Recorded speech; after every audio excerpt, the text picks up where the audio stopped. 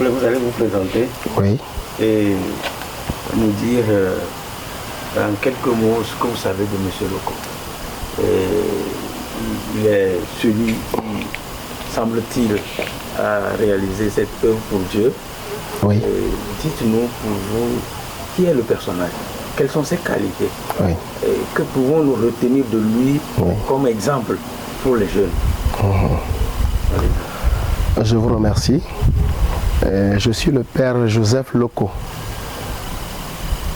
Je suis curé de la paroisse Notre-Dame du Saint-Sauveur d'Enfouin. Je suis natif de Pérakonji. Vous me posez la question sur M. Loko. Certainement que vous connaissez des liens entre lui et moi. Effectivement, je suis son neveu. Je suis neveu de M. Loko. Il est cousin à mon papa. Cousin, c'est-à-dire son père et mon grand-père sont de même père et de mère différentes. Donc lui et mon papa sont cousins. Donc je suis son neveu. Qu'est-ce que je peux dire de lui? Je tremble en écoutant cette question parce que vous me demandez des choses, c'est un peu... C'est difficile pour moi. Pourquoi? Parce que qui suis-je pour parler de ce grand homme? C'est un monument vivant, M. Loko. C'est un monument, un bâtisseur. Je dirais que c'est un don pour l'humanité. Et tout de suite, vous avez parlé de l'Église. Oui. C'est lui qui a bâti, c'est lui qui a construit cette œuvre. Il ne l'a pas bâti comme architecte, il est architecte lui-même, mais c'est lui qui l'a construit, il l'a offert au village. C'est un don, c'est lui qui l'a construit avec son argent et son savoir-faire. C'est lui qui a offert ça au village. Le presbytère à côté, là, c'est lui qui l'a construit. Et le village que vous voyez, avant 1983, ce n'était pas comme ça. C'est un village comme les autres, où il y a les cochons qui parcourent les rues, tout était mélangé. Mais à partir de 1985, tout a changé. Les routes, je vous dis ça, la route qui passe là, la route, moi je l'appelle route traditionnelle, il a commencé là-bas. Il a construit, repris plutôt, cette route, il a reconstruite à plusieurs reprises. Mais puisque c'est à côté, tout proche de la lagune, chaque fois les roseaux l'envahissent. Donc du coup, il a repris celle que nous avons empruntée tout à l'heure en arrivant. Donc c'est lui qui a construit cette voie-là. Donc le village, comme je le disais, était un village complètement, disons, à l'état sauvage. Les maisons en dur, tout ça là, c'est lui qui a urbanisé le village, c'est lui qui a reconstruit, même il a construit pour des gens. À 95%, c'est lui qui a reconstruit tout le village. Et Dieu c'est profond. Je disais que c'est un don à l'humanité. Pourquoi? L'eau c'est la vie. L'eau c'est la vie. C'est lui, M. Loko, qui a fait venir l'eau dans ce village, l'eau potable. L'eau du robinet qu'on peut prendre et boire sans souci, c'est lui. L'électricité, vous avez vu les poteaux, les hautes tensions, tout ça là, c'est lui qui a fait venir l'électricité dans notre village. Le téléphone, bon, tout ce qu'il faut pour que ce village ait une image digne d'un village développé. M. Loko a tout mis en place pour le faire. Au-delà, M. Loko, il a tendu la main aux villageois. Je sais que après avoir construit ce village, donc, il a fait partie pas mal de jeunes à Lomé pour leur apprentissage et la plupart du temps il a embauché bon nombre d'entre eux. Et tout récemment, et Daoba, je sais que vous connaissez cette œuvre, tout récemment, il a encore fait partie de beaucoup de jeunes de ce village pour travailler. Donc je dirais que c'est un homme qui a le cœur ouvert, les bras ouverts, et qui accueille tout ce qui vient à lui. Tout ce qui vient à lui. Il les accueille, il cherche toujours à faire de son mieux pour mettre l'homme à l'aise. Quand j'étais tout petit, permettez-moi, je voudrais retourner un peu en arrière. Et à Noël, il distribuait du pain et du sucre à toutes les personnes âgées du milieu. Bon, personnes âgées, à tout le monde presque, parce que ma maman n'était pas âgée, mais elle en recevait aussi. Donc, il faisait beaucoup de bien. Je disais faisait, il avait fait dans le temps, mais il le fait encore de nos jours. Il suffirait qu'il apprenne que tel ou tel a un problème, qu'il saute sur l'occasion pour le relever. Tant sur le plan financier, tant sur le plan moral. Vous m'avez posé des questions sur sa qualité. Je vous dirais d'emblée que c'est un homme qui n'aime pas le magouille. Il aime la justice. Même si c'est son propre-fils qui essaie de roubler, monsieur Leco, il n'est pas d'accord, il taille ça immédiatement. Tailler, c'est-à-dire qu'il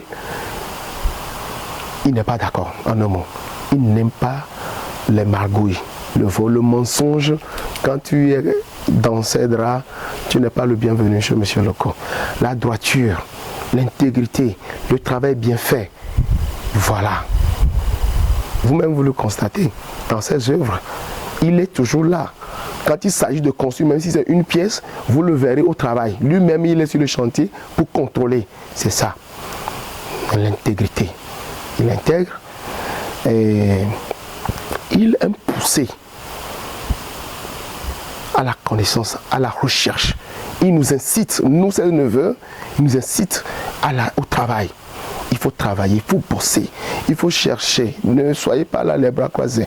Il ne cesse de nous le répéter. Moi, par exemple, moi qui suis prêtre aujourd'hui, il m'a beaucoup aidé. Aidé surtout sur le plan intellectuel. Je m'en vais vous montrer cette bibliothèque en même temps. Il y a une bibliothèque là, devant nous. Il y a une bibliothèque. C'est lui qui a mis en place cette bibliothèque. Et il m'a confié ça.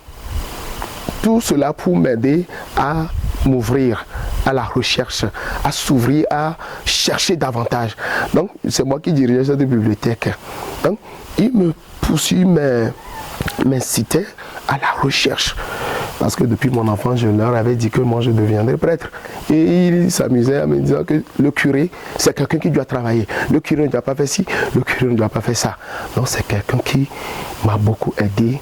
Quand il me parle, je vous dis que ces mots, ces paroles me pénètrent. Et chaque fois, ça me travaille. Et je me souviens, une fois, il m'a dit que quand tu nous vois comme ça, c'est parce que nous avons creusé, nous avons gratté la terre.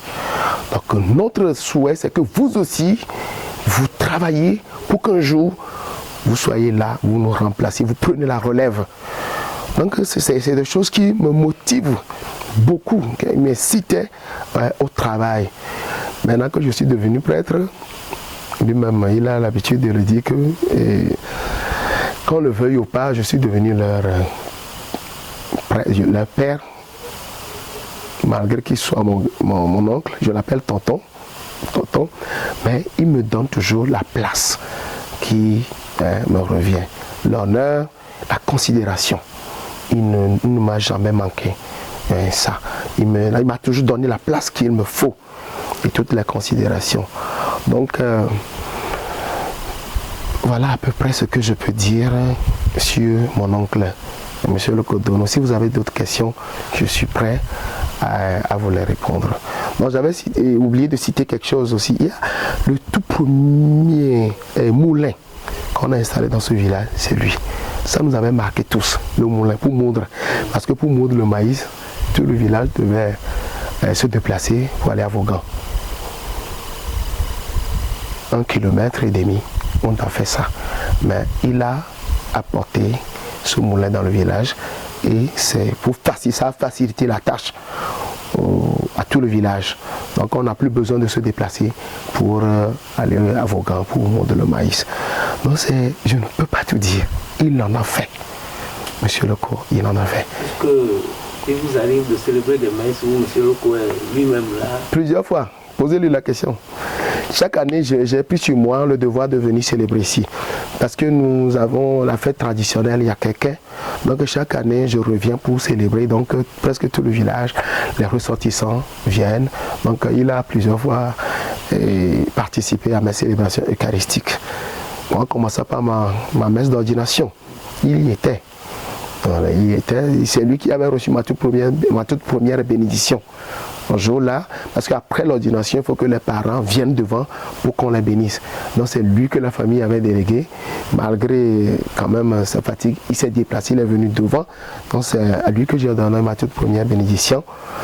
Et ma messe prémisse ici, il était là, sont eux qui ont tout organisé. Et ça a été une grande réussite. Alors, dites-nous aujourd'hui, qu'est-ce que cette église a apporté à la communauté ici à Benakong? Je suis un fruit, le tout premier fruit. Parce que c'est ici, c'est dans cette église que j'ai commencé mon catéchisme.